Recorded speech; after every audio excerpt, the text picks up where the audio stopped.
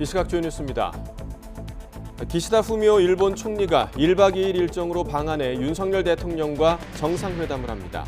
기시다 총리의 방한을 규탄하는 촛불 문화제에서 참가자들은 일본의 사죄와 배상이 먼저 이루어져야 한다고 촉구했습니다.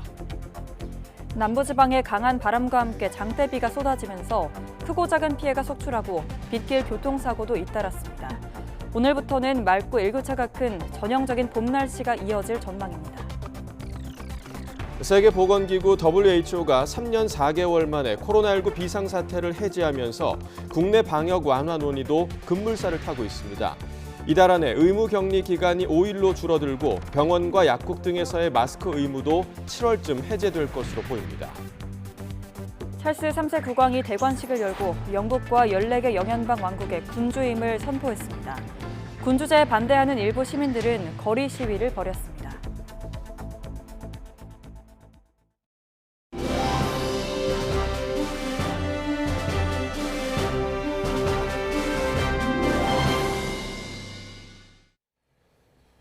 네, 굿모닝 YTN 2부 이어갑니다. 일본 기시다 후미오 총리가 오늘 1박 2일 일정으로 한국을 찾습니다. 기시다 총리는 한국 도착 직후 현충원을 참배하고 윤석열 대통령과 정상회담, 만찬 일정 등을 소화합니다. 박석영 기자가 보도합니다. 윤석열 대통령 방일 50여일 만 이번에는 일본 기시다 후미오 총리가 한국을 1박 2일 동안 실무 방문합니다. 애초 G7 정상회의 이후인 여름쯤으로 예상됐다가 앞당겨졌는데 윤 대통령의 결단에 호응하겠다는 기시다 총리의 의중이 담겼다는 분석이 많습니다. 한국뿐만 아니라 일본 내에서도 그런 의견이 있고 특히 미국 내에서 일본 차례다라는 얘기가 많이 있습니다. 그런 것이 좀 일종의 압박으로 작동했다라고 생각을 합니다.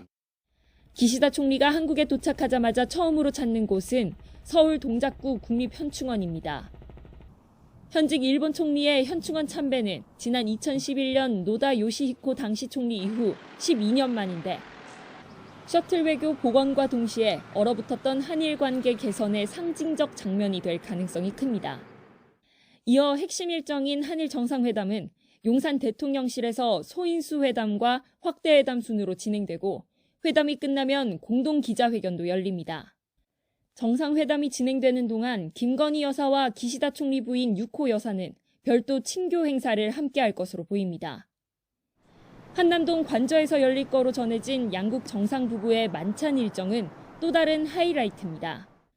숯불 불고기 등 한식과 기시다 총리의 취향을 반영한 청주 등이 테이블에 오를 거란 관측이 우세합니다.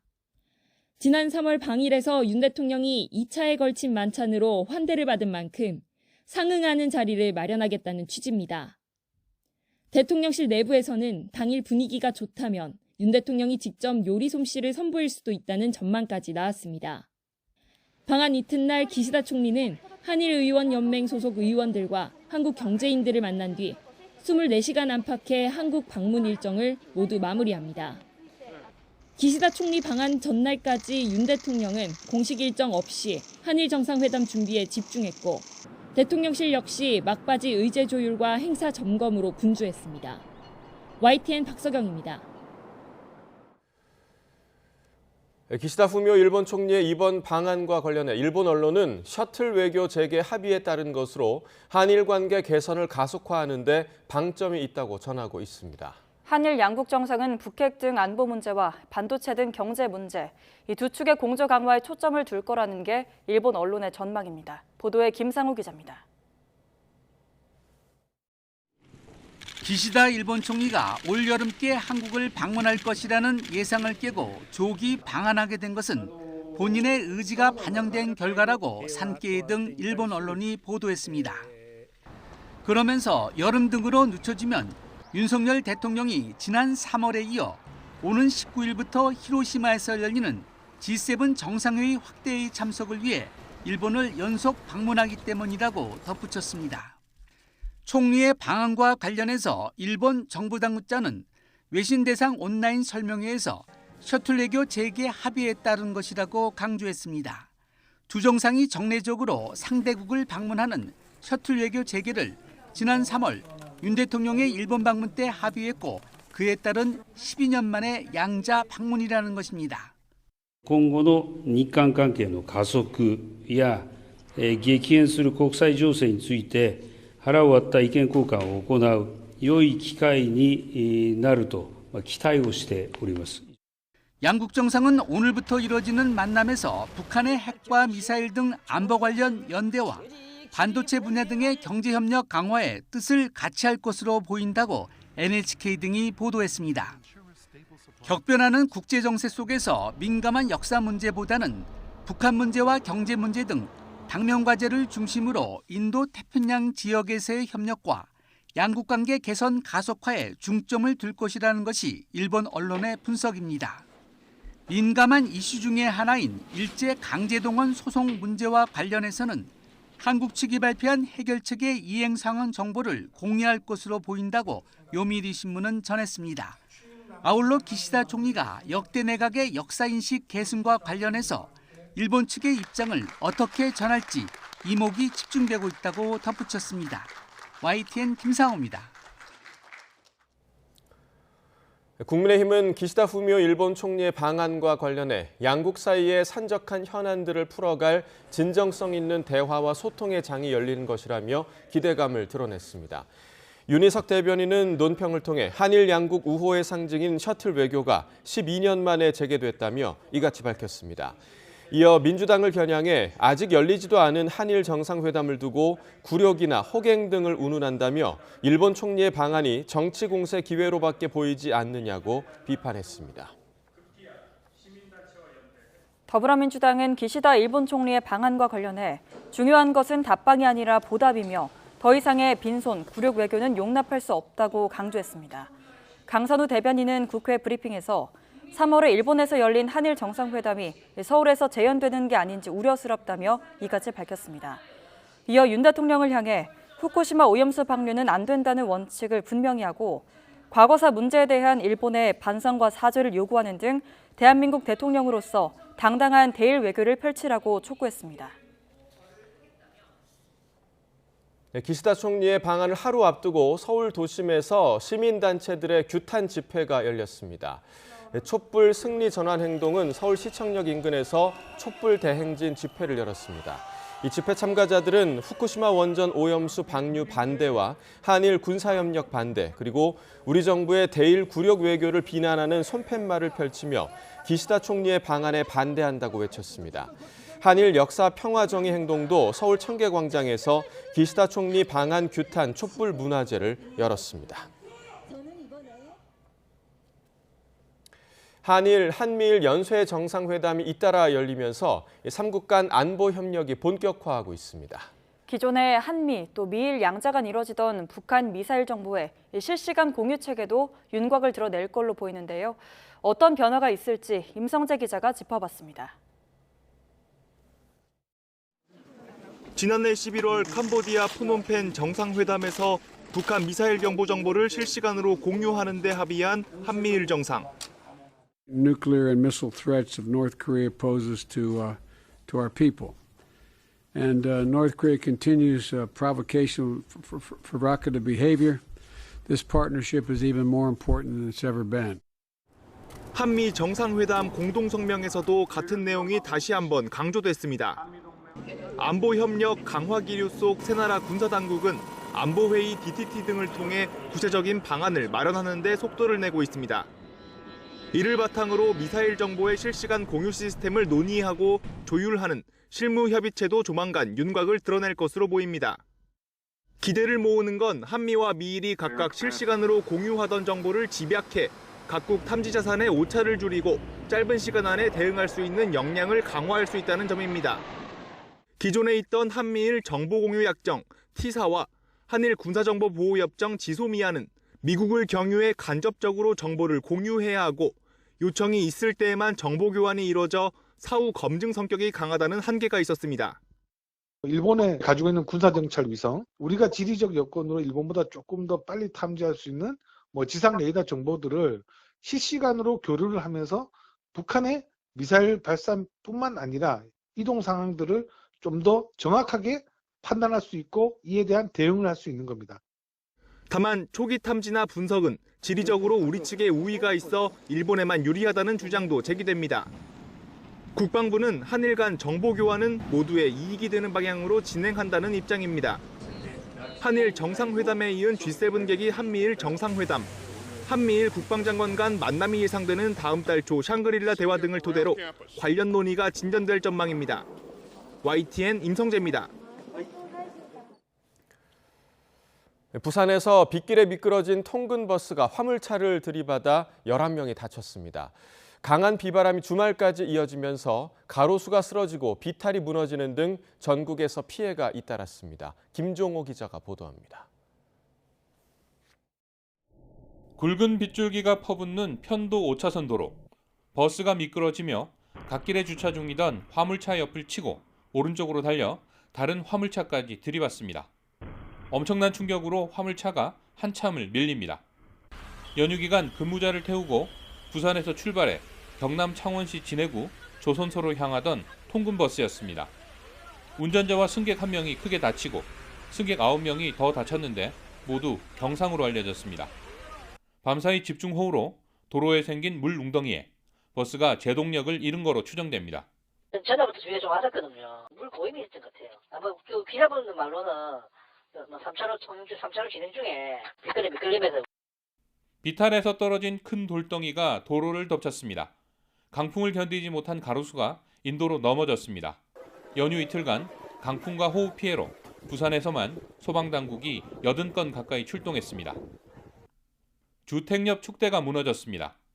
토사가 덮친 주택 벽이 부서졌지만 다행히 다친 사람은 없었습니다. 경북 문경시 영춘면에서는 하천에서 낚시하던 40대가 불어난 물에 고립됐다가 1시간 만에 구조되기도 했습니다. 대구에서도 강풍에 가로수가 잇따라 쓰러지는 등 곳곳에서 비바람 피해가 이어졌습니다. 연휴 이틀 동안 강한 비바람으로 멈췄던 제주국제공항 항공기 운항은 비바람이 잦아들면서 주말 새벽부터 정상화됐습니다. YTN 김종호입니다. 어젯밤 8시 50분쯤 경기 성남시 중원구 공단 오거리 인근 도로에서 지름 1m, 깊이 80cm가량의 땅 꺼짐 현상이 발생했습니다. 다친 사람은 없었지만 복구 작업을 위해 해당 도로의 차량 통행이 일부 통제된 상태입니다. 성남시청 관계자는 담당 직원이 현장에 나가 안전조치 중이라며 빠른 시간 안에 복구하겠다고 설명했습니다. 영국 런던 히스로 공항에서 인천국제공항으로 출발한 아시아나항공 여객기가 승객 260명이 맡긴 짐을 싣지 않고 운항하는 일이 벌어졌습니다. 해당 여객기는 영국 현지 시각으로 그제 8시 30분쯤 출발할 예정이었지만 유압 계통 문제로 동력 전달 장치에 이상이 생겨 긴급 정비를 하느라 2시간 반 가까이 이륙이 지연됐습니다. 아시아나항공은 안전 운항을 위해 탑재량 제한을 결정했고 승객 위탁 수화물을 모두 내리도록 조치했습니다. 이 과정에서 승객에게 안내가 이루어지지 않았습니다. 어제 훈련 중이던 주한미군 전투기 한 대가 경기도 평택의 한 농지로 떨어졌습니다. 다행히 조종사는 추락 직전에 무사히 탈출했고 민가 피해도 발생하지 않았습니다. 차유정 기자가 보도합니다. 널브러진 잔해 위로 불이 활활 타오릅니다.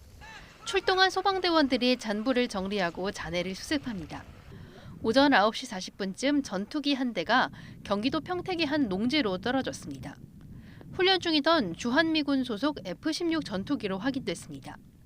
안에는 조종사 1명이 타고 있었는데 추락 전 긴급 탈출해 병원으로 이송됐습니다. 조금 있다 꽝 소리가 나더라고요. 조금 있더니 기름 냄새가 확 풍겨오더라고요.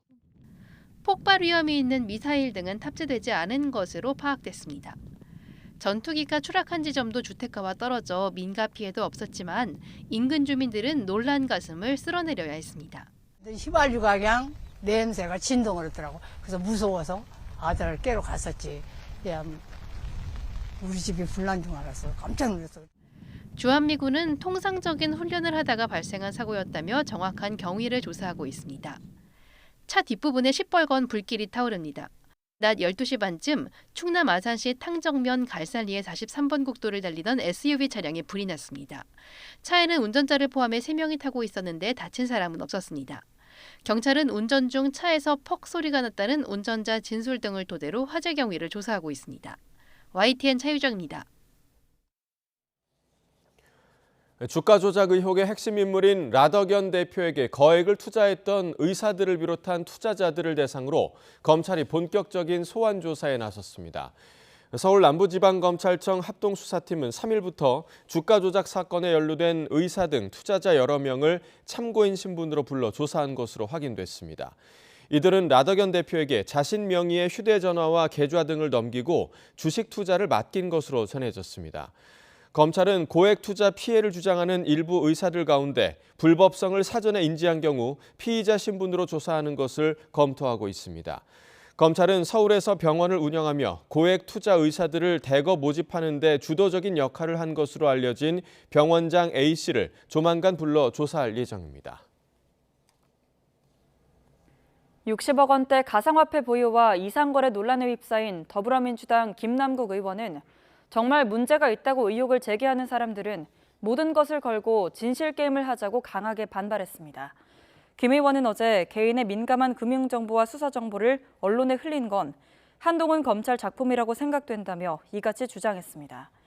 또 진실이 무엇인지는 상관없이 부풀려 의혹을 제기하고 흠집을 내는 건 윤석열 정부의 실정을 덮으려는 얄팍한 술수라며 불법적인 투자가 있었는지 전부 다 확인해보자고 덧붙였습니다. 한동훈 법무부 장관이 김남국 더불어민주당 의원을 향해서 누구도 김 의원에게 가상화폐를 사라고 한 적이 없다며 유감을 표했습니다. 한 장관은 어제 법무부를 통해 낸 입장문에서 가상화폐 이슈에 관여하는 고위공직자인 김 의원에게 누구도 거액의 코인을 사라고 한 적도 금융당국에 적발되라 한 적도 없다며 이같이 비판했습니다. 그러면서 아무런 사실이나 근거 없이 국가기관을 폄훼하는 것을 유감스럽게 생각한다고 밝혔습니다. 금융정보분석원 FIU가 지난해 초 민주당 김남국 의원의 가상화폐 거래와 관련해서 이상 거래를 인지했던 것으로 보입니다.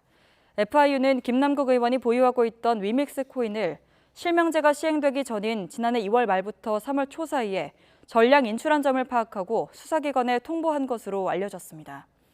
일반적으로 대규모 가상자산 거래가 이루어지면 코인 거래소들이 FIU에 신고하게 되고 FIU는 수사기관에 통보하는데 이번 건과 관련해 금융당국 관계자는 FIU 법규상 업무 내용을 확인해주기는 어렵다고 말했습니다. 백현동 개발비리 의혹에 대한 검찰의 수사는 연휴가 지난 뒤부터 당시 인허가권자였던 더불어민주당 이재명 대표를 향할 전망입니다. 백현동 로비스트로 알려진 인물을 최근에 구속 기소한 검찰은 이 대표의 배임 혐의를 사건의 본류로 보고 수사에 속도를 낼 예정입니다. 보도에 김혜린 기자입니다. 검찰은 지난 2일 백현동 로비스트로 지목된 김인섭 전 한국하우징기술 대표를 구속 기소한 뒤 이재명 민주당 대표를 직접 겨냥하고 있습니다. 과거 성남시장 재직 당시 최종 인허가권자였던 이 대표와 정진상 전 정무조정실장을 김 전 대표의 로비 대상으로 보고 배임 혐의 입증에 수사력을 모으고 있습니다. 혐의 인정하십니까? 정진상 씨랑 친분 아직 부인하세요? 백현동 의혹은 지난 2015년 경기도 성남시 백현동 옛 한국식품연구원 부지에 아파트를 짓는 과정에서 불거졌습니다. 이 대표의 선거대책본부장을 지냈던 김 전 대표가 시행사인 아시아 디벨로퍼에 영입된 뒤 성남시로부터 특혜를 받아냈다는 게 골자입니다. 한 번에 4단계를 건너뛰는 부지 용도 변경 허가가 난 데다가 임대주택 비율까지 줄면서 민간업자는 3천억 원에 달하는 수익을 봤습니다. 검찰은 또 사업 당시 김 전 대표가 이 대표 측과 긴밀한 관계를 맺고 있었다고 보고 있습니다. 김 전 대표의 공소장엔 지난 2014년 5월 성남시장 출마를 선언한 이 대표의 선거사무소 임대료를 김 전 대표가 대신 내줬다고 적시한 것으로 알려졌습니다. 또 수감돼 있던 김 전 대표가 특별 면회로 자신을 찾아온 정 전 실장에게 성남도시개발공사를 사업에서 배제해달란 취지로 청탁했다는 내용 역시 담긴 것으로 전해졌습니다. 그 결과 공사는 사업에서 빠졌고 민간업자 앞으로 돌아간 이익만큼 공사엔 손해가 됐다는 게 검찰의 판단입니다. 이 대표 측은 거짓 정보를 공소장에 서슴없이 적는다며 이 대표와 연관 지으려는 억지라고 반박하고 있습니다. 검찰 관계자는 김 전 대표의 혐의가 성립하면 백현동 사업 자체의 투명성을 의심할 수밖에 없고 이는 곧 이 대표의 배임 혐의 입증의 중요한 요소라고 설명했습니다. 이에 따라 검찰은 지난달 백현동 인허가 절차를 대리한 설계 용역업체를 압수수색하는 등 인허가 과정을 자세히 들여다보고 있습니다. 대장동 개발 비리 사건 기소로 한동안 잠잠했던 이 대표에 대한 수사가 연휴 뒤 다시 본격화할 전망입니다. YTN 김혜린입니다. WHO의 코로나19 비상사태 해제 선언에 따라 방역당국이 국내 위기 단계를 조속히 내리기로 했습니다. 이번 주 위기대응위원회를 열고 확진자 격리 의무를 7일에서 5일로 단축하는 방안 등을 확정할 것으로 전망됩니다. 신윤정 기자가 보도합니다. 서울역 광장에 설치된 임시 선별검사소가 한산합니다. 이달 안에 이곳을 포함해 전국 지자체가 운영 중인 임시 선별검사소 9곳이 모두 사라질 전망입니다. WHO의 코로나19 비상사태 해제 선언에 따라 방역당국도 국내 코로나19 위기 단계를 심각에서 경계로 신속히 내리기로 했기 때문입니다. 질병관리청은 WHO 긴급위원회 결과와 국내외 유행 현황, 국내 방역 역량 등을 종합 검토하고 전문가 의견을 취합하겠다고 밝혔습니다. 국내의 방역 상황이라든가 의료 대응 상황들을 고려하면서 위기평가 회의를 가질 예정입니다. 그래서 위기평가 회의에서 우리나라의 발생 상황 그리고 여러 가지 방역 상황에 대해서 종합적으로 검토하고 이에 따라 정부가 지난 3월 발표한 3단계 로드맵 가운데 1단계가 이르면 이달 중순부터 적용될 전망입니다. 먼저 확진자 의무 격리가 일주일에서 5일로 줄어들게 됩니다.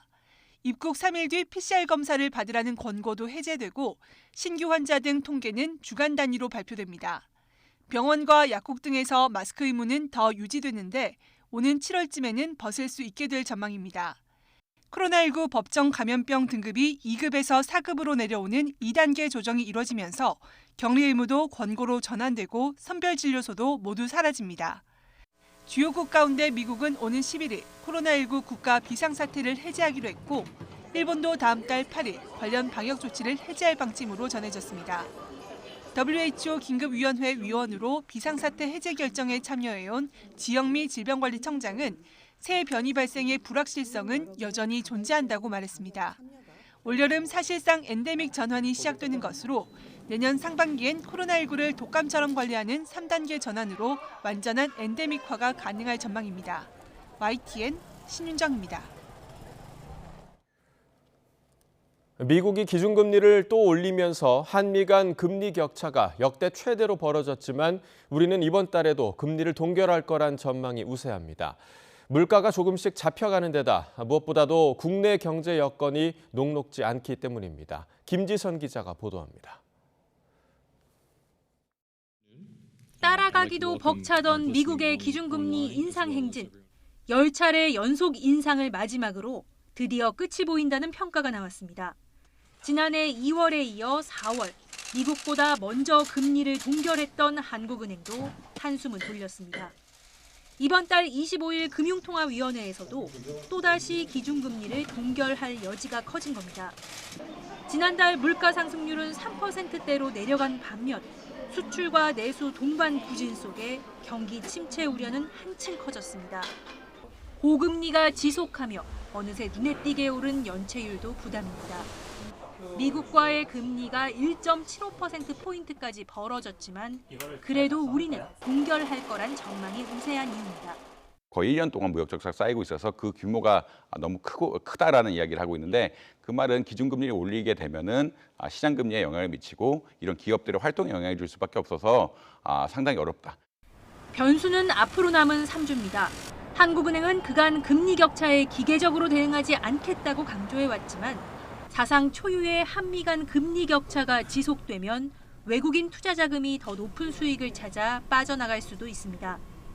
최근 변동성이 커진 환율이 치솟을 경우 수입 물가 상승을 부추겨 기껏 잡히나 싶던 물가가 다시 들썩일 수도 있습니다.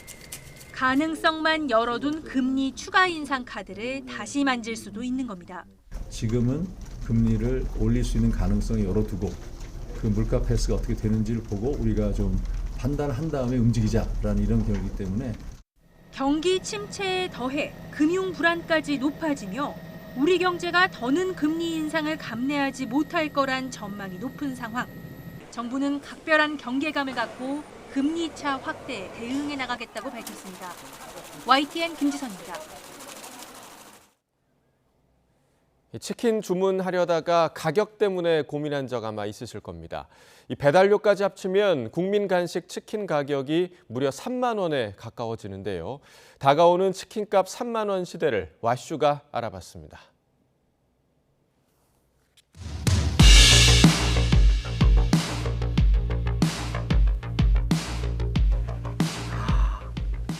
뭐야? 왜 이렇게 비싸? 최근 치킨 주문하려다 놀란 적 있으시죠? 치킨은 국민 간식으로 불릴 정도로 우리에게 친숙한 음식인데요. 지난 4월 우리나라 3대 프랜차이즈 치킨 교촌이 가격을 인상했습니다. 배달료까지 포함하면 치킨값 3만 원 시대가 다가오고 있는데요. 치킨값 인상, 소비자의 반응은 어떨까요? 최근에 주문할 때 혹시 가격이 기억이 나시나요? 얼마였는지? 한 2만 5천 원, 2만 8천 원 정도 했던 것 같아요. 부담스럽긴 하죠. 가격이 조금 많이 올라서 좀 고민하면서 시키는 것 같아요. 좀 부담이 되는 편이라서 잘 안 시켜 먹게 되는 것 같아요. 사실 브랜드 치킨은 저희가 이제 안 시켜 먹긴 하거든요. 비싸져가지고. 치킨 가격이 오르면 오를수록 소비자의 부담은 커질 수밖에 없습니다. 치킨값 인상 피할 수는 없을까요? 전방위적인 물가 상승에 따라서 그 가맹점의 매장을 운영하는 비용들이 전반적으로 많이 올랐습니다. 거기에다 이제 원부자재 가격 상승까지 좀 더해지니 가맹점의 부담이 상당히 높아졌다고 볼 수밖에 없고요. 프랜차이즈 본사 또한 가맹점의 비용 부담 부분을 많이 좀 분담하고 있는 측면이 있습니다. 본사의 배를 불리기 위해서 가격을 올리는 경우는 없습니다. 원부자재 가격과 매장 운영비는 실제로 올랐을까? 치킨의 대표적인 원부자재로는 닭고기, 밀가루, 팜유가 있습니다. 닭고기의 경우 전체적으로 오름세이지만 상승폭이 크지 않았고 밀가루는 점진적으로 올라가다가 지난해 급등했으며 팜유는 지난해 급등한 뒤 조금 내려온 상황입니다. 매장 운영비를 살펴보면 최저임금이 점진적으로 올라가면서 인건비 부담이 커진 건 사실이며 공과금과 배달료 상승도 영향이 있어 보입니다. 전체적인 비용 증가로 어느 정도의 치킨값 인상은 이해되는 상황. 중요한 건 가격 인상 정도를 소비자가 받아들일 수 있을까라는 점인데요. 일단 아무래도 물가가 오르는 게 맞긴 하지만 그래도 다른 음식들에 비해서 그 오르는 정도가 너무 확연히 보이는 것 같아서 원자재는 올라갔지만 어쨌든 그거를 소비자한테 돌린다기보다 본인들이 또 찾을 방법이 있을 텐데 그런 것들도 만약에 공개를 하고 올리면 소비자들이 좀 더 이해하기가 좋을 텐데 그런 거 없이 그냥 올려버리니까 거부감이 많이 드는 거는 사실입니다. 시민의 한 사람으로서 치킨은 없어서 안 되는 음식이고 적절 가격을 잘 맞춰서 국민들이 모두 이용하는 음식이 됐으면 좋겠습니다. 프랜차이즈 치킨 본사 입장과 소비자의 반응이 엇갈리는 상황. 원인은 무엇일까요? 그 생닭이 지금 이번에 그 판매 가격 올린 게 300원 올렸습니다. 지금 뭐 3,000원, 4,000원 정도밖에 안 합니다. 생닭은. 그런데 이제 이 가격이 25,000원 가까이 한다고 하는 것은 유통 마진입니다. 마진도 적정한 마진을 붙여야지 이렇게 국민들이 부담을 느낄 정도로 국민 간식 치킨 가격을 올리는 것은 너무 문제가 있다고 보고 있습니다. 프랜차이즈점이 가격이 좀 비싸다 그러면 우리가 소비를 좀 줄이면서 동네 치킨점이라든지 대형마트를 이용한다 그러면 프랜차이즈점도 계속 이렇게 과도하게 이익을 남기면서 가격을 올리지 못할 겁니다. 치킨값 인상에 대한 걱정과 불신이 공존하는 요즘. 앞으로도 치킨은 우리의 국민 간식으로 남을 수 있을까요?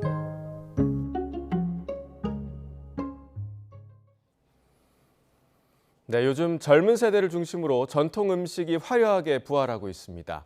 유명 제과점의 약과는 구하기도 힘들 정도고 또 전통주 체험 역시 매달 예약이 꽉 찬다고 하는데요. 전통 음식은 어떻게 MZ세대를 사로잡은 건지 강민경 기자가 다뤄봤습니다.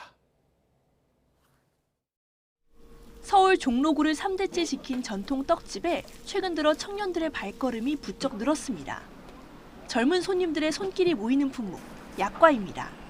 작년에 비해서 약과가 한 5배 정도는 더 팔리는 것 같아요. 약과만 전문적으로 파는 가게도 생겼고 약과 열풍은 SNS에서도 쉽게 눈에 띕니다. 유명 제과점 약과를 사려면 마치 공연표를 예매하듯 치열하게 경쟁해야 해서 약해팅이라는 말까지 생겼습니다. 먹어보니까 달고 쫀쫀하고 그래서 맛있던 것 같아요. 전통주도 화려하게 부활했습니다.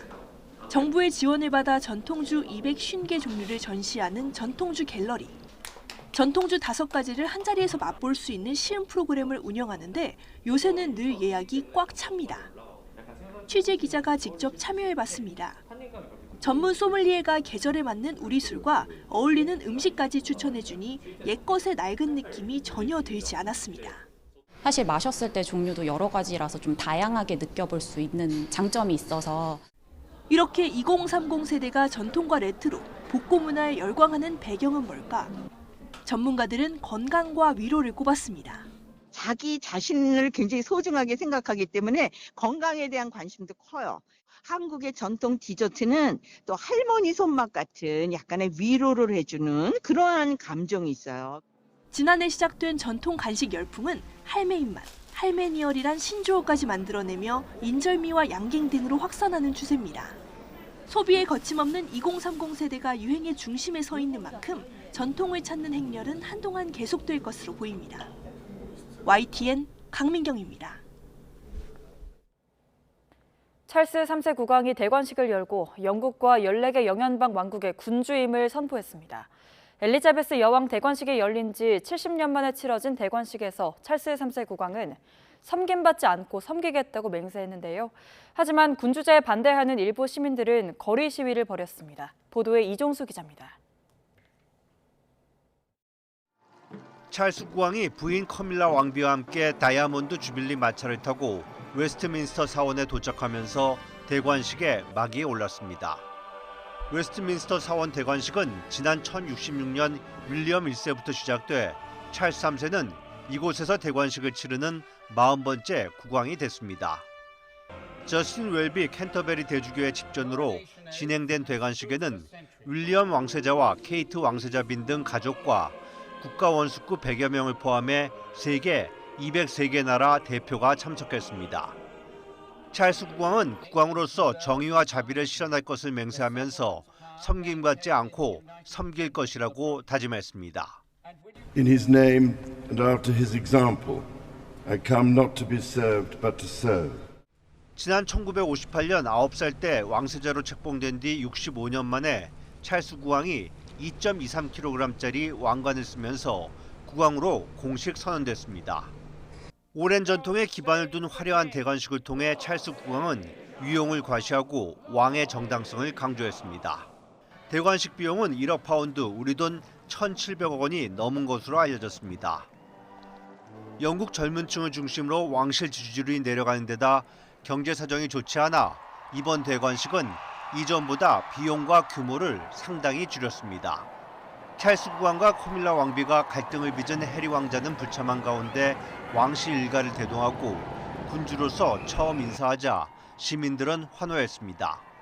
한편 성대한 대관식이 진행되는 가운데 군주제에 반대하는 일부 시민들은 찰스 국왕이 나의 왕이 아니라고 외치며 가두 시위를 벌였습니다. YTN 이종수입니다.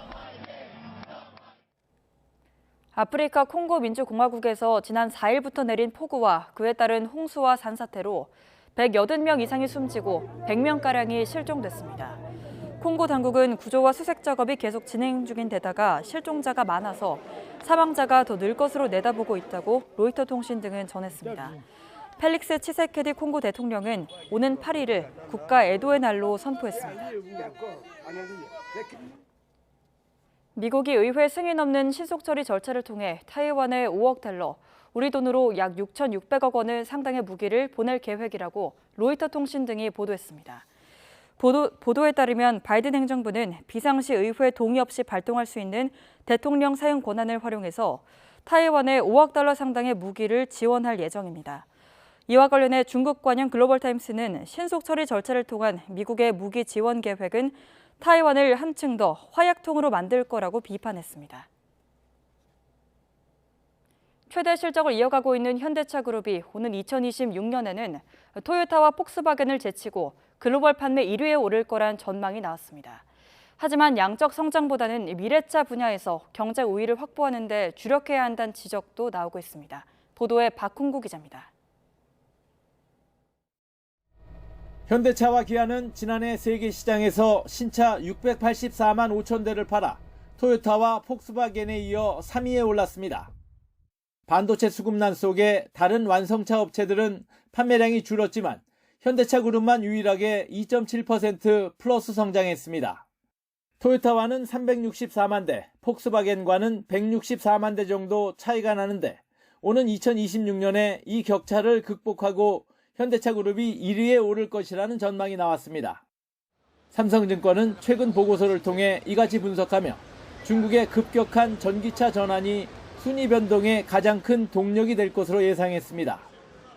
폭스바겐과 토요타는 전체 글로벌 판매에서 중국 비중이 각각 39%와 24%인데 중국 전기차 회사들의 약진이 이들의 점유율 축소로 이어진다는 것입니다.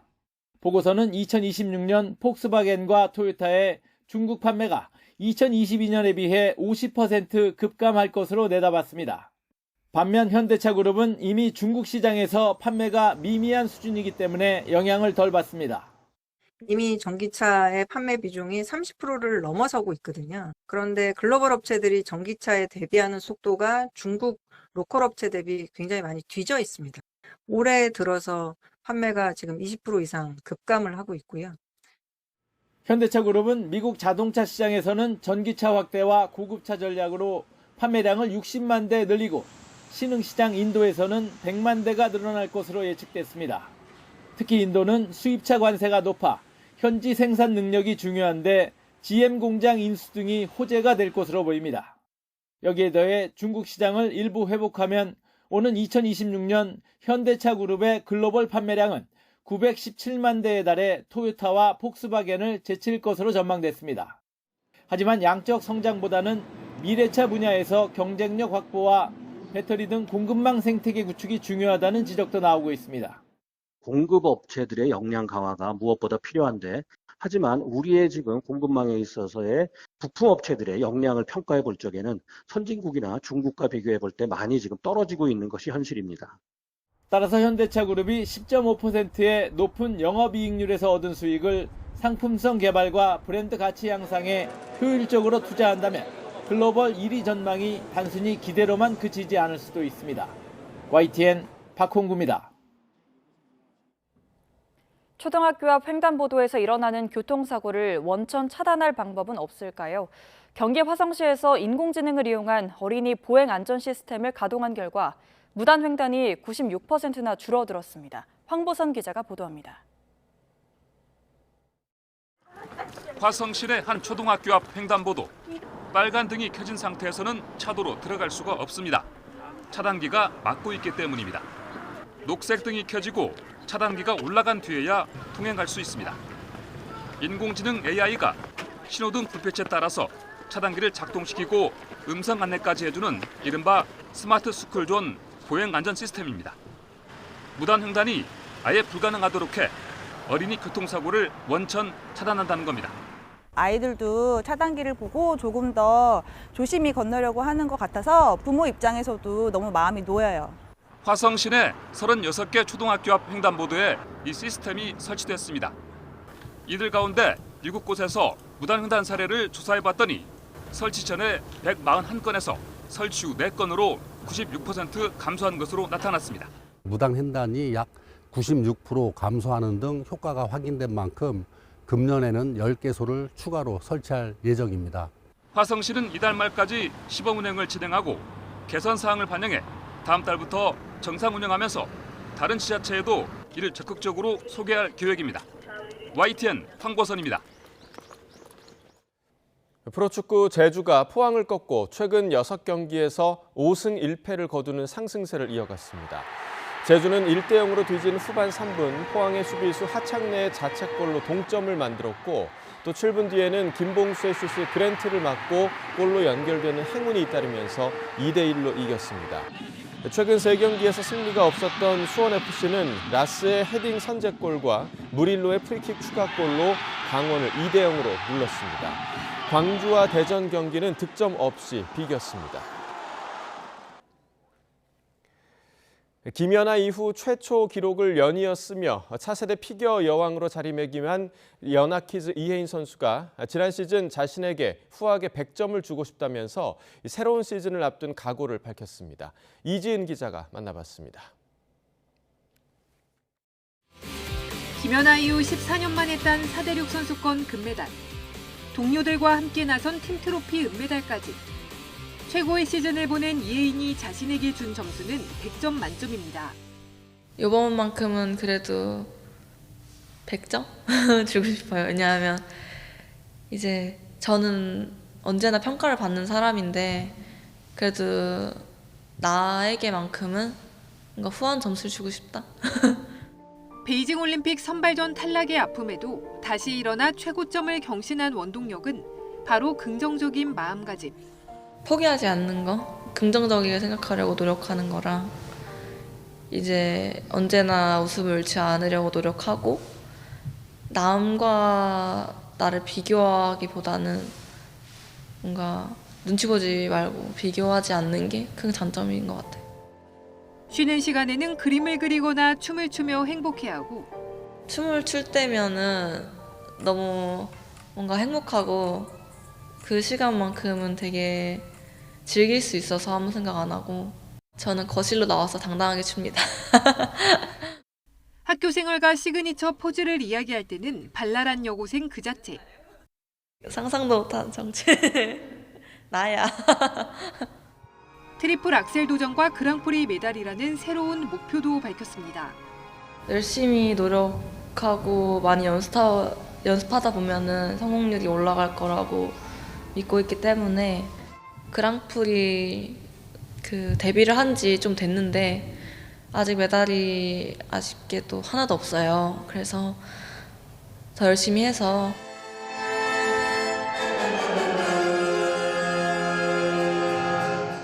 한국 피겨의 현재이자 미래인 이혜인은 미국으로 떠나 새로운 작품을 준비할 예정입니다. 다음 시즌에도 좋은 모습 보여드릴 수 있도록 많이 노력할 테니까요. 지켜봐 주시고 기대해 주세요. YTN 이지은입니다. 기쁨의 화가로 불리는 프랑스 현대미술의 거장 라울 듀피의 국내 첫 회고전이 열렸습니다. 피카소가 격찬했던 화려한 색채가 화폭에서 춤추듯이 펼쳐지면서 일상 속에서 지친 시민들에게 위로와 격려를 보냅니다. 이교준 기자입니다.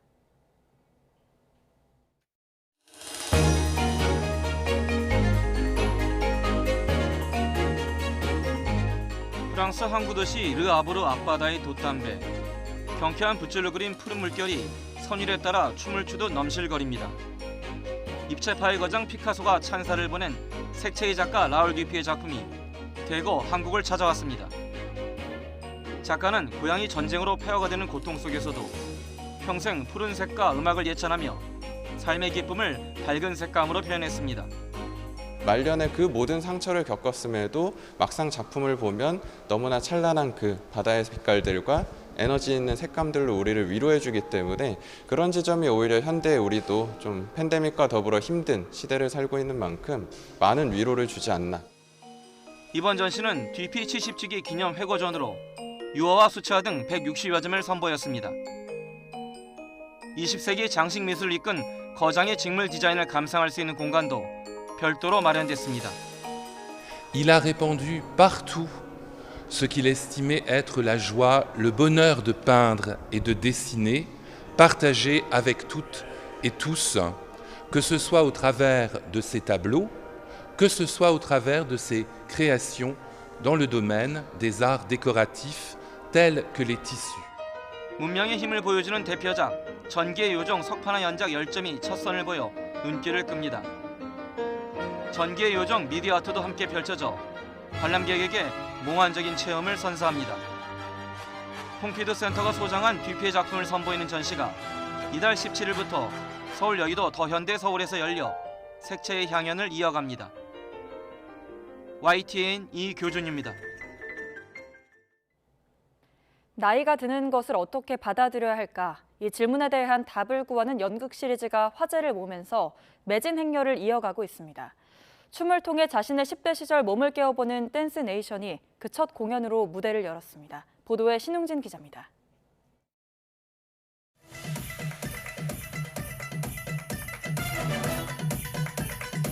미국의 한 소도시 댄스 학원에서 춤을 배우는 10대들. 전국대회 우승이라는 꿈을 향해 가는 과정에 피할 수 없는 경쟁과 우정, 사랑에 관한 에피소드가 이어집니다. 춤을 통해 몸의 욕망을 발견하는 10대들의 이야기인데 출연 배우들 나이가 30대에서 60대까지 다양합니다. 같은 어른이라도 많게는 한 세대 차이가 나는 셈인데 연습 과정에서 각자의 사춘기 경험을 나누며 공감대를 이뤄 무대에서는 위화감이 없습니다. 저랑 거의 한 30년, 40년 차이 나는 선배 배우와 저의 10대에서 비슷한 것을 찾았던 것처럼 우리 안에는 모든 되게 같은 것들이 있다. 같은 사회적인 경험들이 있다. 상황을 설명하는 한글 자막이 나오고 몇몇 날에는 수어 통역사도 무대에 오르는 등 이른바 배리어 프리로 진행됩니다. 뇌병변 장애가 있는 배우도 2명 출연하는데 장애 그 자체에 의미를 부여하지는 않습니다. 배우님들이 장애인 배우인가 아닌가는 이 작품에서 중요한 것이 아니고 그만큼 다양한 몸이 우리 무대 위에서 움직이고 있다는 것, 그들이 우리의 10대를 기억하게 한다는 것이 중요한 것 같습니다. 이번 작품은 매년 우리 사회에 화두를 던지는 기획 공연인 부산 인문극장의 일환입니다. 10회째인 올해는 영어 에이지의 다양한 의미인 나이, 세대, 시대라는 주제로 3편의 연극을 준비했는데 노령화와 세대 갈등 등을 생각해보게 합니다. 그 첫 번째 시리즈인 댄스 네이션은 입소문과 기대감에 3주치 공연이 시작과 동시에 거의 매진됐습니다. YTN 신웅진입니다. 어제 저녁 7시쯤 대전 소재동 재개발 예정 지역에 있는 1층짜리 단독주택에서 불이 났습니다. 집안에 사람이 없어 인명피해는 없었고 불은 30분 만에 완전히 꺼졌습니다. 경찰과 소방은 정확한 화재 원인을 조사하고 있습니다.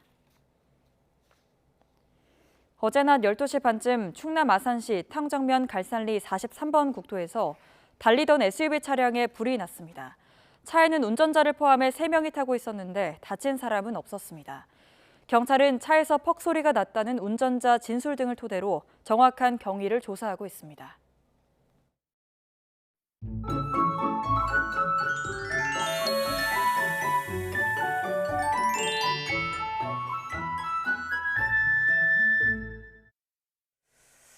네, 현재 경기 남부와 충청을 중심으로 비가 오고 있습니다. 오늘 충청과 남부를 중심으로 비가 오겠는데요.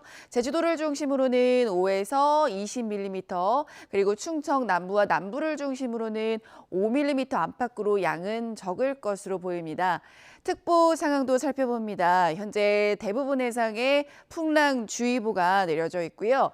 영남 동해안과 그리고 제주도를 중심으로는 강풍주의보도 내려져 있습니다. 추가 피해 없도록 유의를 해주시길 바랍니다. 오늘 수도권을 중심으로는 흐리다가 차차 구름만 많아질 것으로 보입니다. 현재 기온 살펴보면 서울이 12.3도고요. 대구는 11.1도입니다. 낮 기온은 서울이 19도, 청주가 18도, 부산은 15도로 예상됩니다. 어버이날인 내일은 아침에는 다소 쌀쌀하겠지만 낮에는 22도까지 올라서 따뜻할 것으로 보입니다. 날씨였습니다. 네, 굿모닝 YTN 2부 마칩니다. 잠시 후 3부가 이어집니다. 함께해 주신 여러분 고맙습니다.